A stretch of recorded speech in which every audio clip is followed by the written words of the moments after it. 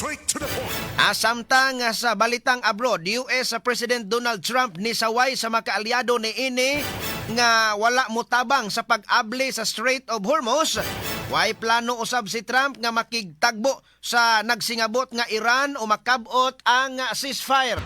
Straight to the point. Aso ningon mga sukindig paminaw si Kuan na mismo si nadismaya matod pagani pod si US President Donald Trump tungod kay niingon man ang nito mga sukindig paminaw nga kanang naang we don't care. Tod pa ni Trump nga ang nito mga sukindig paminaw nga iyang gipangayo ag tabang ni talaw man ang ubang nasod mga sukindig paminaw di gyud mag-apil-apil ining gira nga dili ila. Gawas na lang gyud tingali kung sila mo ibiklon.